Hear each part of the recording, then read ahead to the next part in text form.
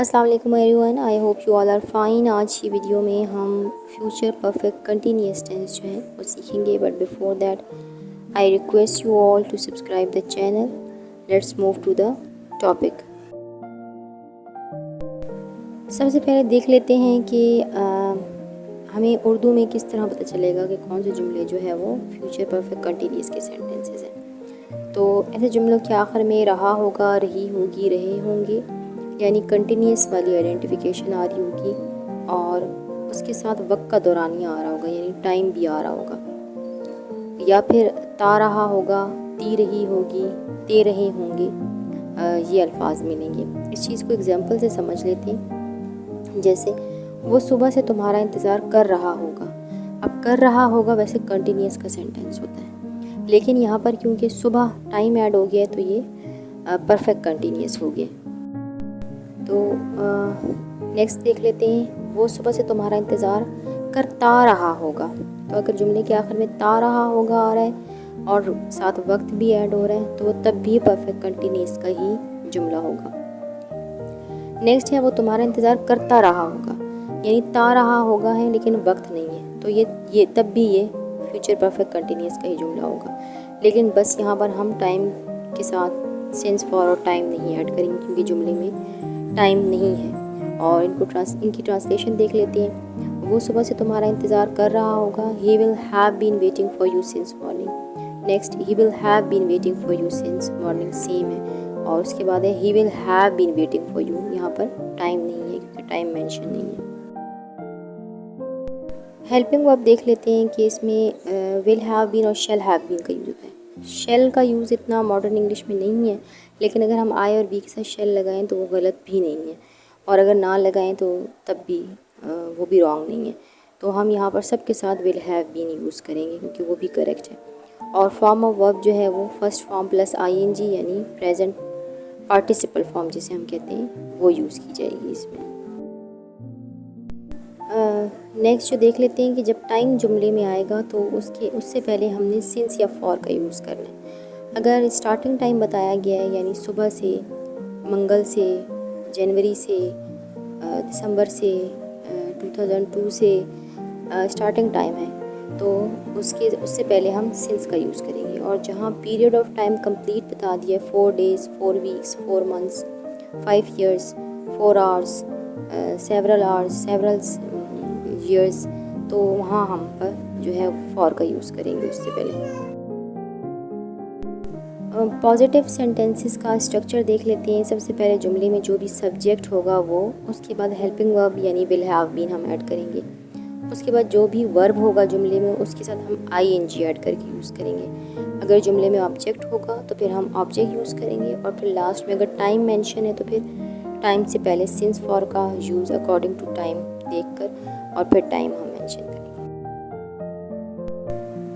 Examples देख लेते हैं पॉजिटिव की। वो इस स्कूल में पढ़ाता रहा होगा, ता रहा होगा, यानी फ्यूचर परफेक्ट कंटिन्यूस की सिग्निफिकेंस है, तो हम इसमें उसी का हेल्पिंग वर्ब यूज़ करेंगे ही। उसके बाद helping verb will have been, पढ़ाना टीच, आईएनजी लग गया तो टीचिंग, इस स्कूल में, in this school. He will have been teaching in this school. वो 2 बजे से गाना गा रही होगी, रही होगी और साथ वक्त भी आ गया तो इसलिए ये फ्यूचर परफेक्ट कंटिन्यूस हो गया। शी विल हैव बीन, गाना सिंग, आईएनजी लग गया तो सिंगिंग। सिंस 2 o'clock क्योंकि टाइम मेंशन किया और स्टार्टिंग टाइम मेंशन किया यानी 2 बजे से, तो इसलिए उससे पहले हम सिंस का यूज़ करेंगे। सुबह से बारिश हो रही होगी, it will have been raining since morning. Again starting time बताया है सुबह से, तो उससे पहले हम सिंस का यूज़ करेंगे। वो कई सालों से, यहाँ आप टाइम कंप्लीट उन्होंने बता दिए तो हम इससे पहले फॉर यूज़ करेंगे। वो कई साल खेलते रहे होंगे, they will have been playing for several years. Negative का स्ट्रक्चर देख लेते हैं। सब्जेक्ट, उसके बाद हमारा हेल्पिंग वर्ब है विल हैव बीन, तो विल के बाद हम नॉट लगाएंगे और उसके बाद remaining helping verb have been. Verb plus ING, उसके बाद अगर जुमले में ऑब्जेक्ट हुआ तो ऑब्जेक्ट, और सिंस फॉर टाइम से पहले अगर जुमले में टाइम हुआ तो। एग्जाम्पल्स देख लेते हैं। वो इस स्कूल में पढ़ाता नहीं रहा होगा। He will not have been teaching in this school. वो 2 बजे से गाना नहीं गा रही होगी। She will not have been singing since 2 o'clock। सुबह से बारिश नहीं हो रही होगी। It will not have been raining since morning. वो कई साल खेलते नहीं रहे होंगे। They will not have been playing for several years.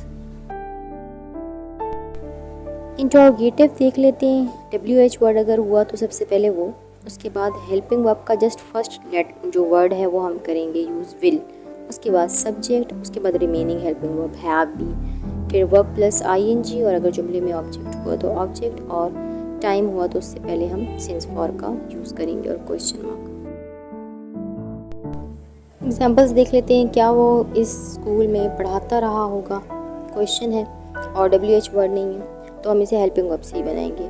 Just हम विल जो है वो स्टार्ट में लगाएंगे और हैव बीन हम सब्जेक्ट के बाद लगाएंगे। Will he have been teaching in this school. वो 2 बजे से क्यों गाना गा रही होगी। WH वर्ड है तो सबसे पहले WH वर्ड का यूज़ करेंगे। Why will she have been singing since 2 o'clock। क्या सुबह से बारिश हो रही होगी। अगेन जो है वो हम हेल्पिंग वर्ब की मदद से क्वेश्चन बनाएंगे। Will it have been raining since morning. वो कई साल से कहाँ खेलते रहे होंगे। WH वर्ड आ रहा है तो सबसे पहले WH वर्ड का यूज़ करेंगे। Where will they have been playing for several years. I hope you like the video. For more videos, subscribe the channel. Thanks for watching. And if you like the video, please hit the like button.